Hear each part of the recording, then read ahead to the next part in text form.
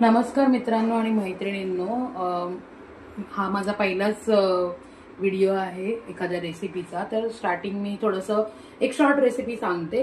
कोथिंबीर आपण आणतो कधी कधी जास्तीची आणि मग ती स्टोअर करून ठेवतो। तुम्ही ओल्या फडक्यात ठेवा किंवा कसं पण स्टोअर करून ठेवा, ती थोड्या दिवसांनी त्याला वास येतो किंवा खराब होते। तर थोडंसं एक इन्स्टंट आपण कोथिंबीरची भजी करणार आहोत। त्याच्यासाठी साहित्य म्हणजे काय की तुम्हाला कांदा तर बेसिक घ्यावाच लागणार आहे। एक वाटी कांदा असेल तर 2 ते 3 वाट्या कोथिंबीर, तुमच्या आवडीप्रमाणे। कोथिंबीर सगळ्यांनाच आवडते तशी।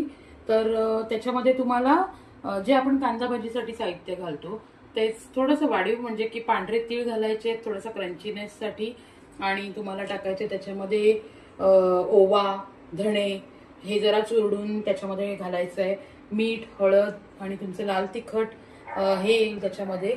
आणि हे सगळं मिश्रण एकजीव करून तुम्हाला ते थोडा वेळ ठेवायचंय, 5 ते 10 मिनिटं, म्हणजे मसाला सगळीकडे अगदी व्यवस्थित लागतो, कांद्याला पाणी सुटतं, जास्तीचं पाणी घालावं लागत नाही।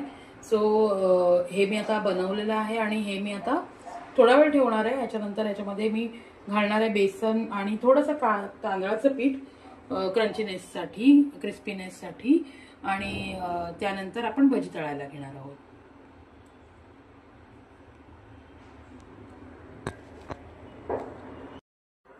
तर मगाशी सांगितल्याप्रमाणे मी त्या कांद्याच्या कोथिंबीरीच्या मिश्रणात बेसन पीठ आणि तांदूळ पीठ मिक्स करून त्याची भजी ही तळून घेतलेली आहे। आणि आपल्या स्वामींना भजी खूप प्रिय आहे, तर पहिली भजी बनली की आम्ही स्वामींनाच दाखवतो।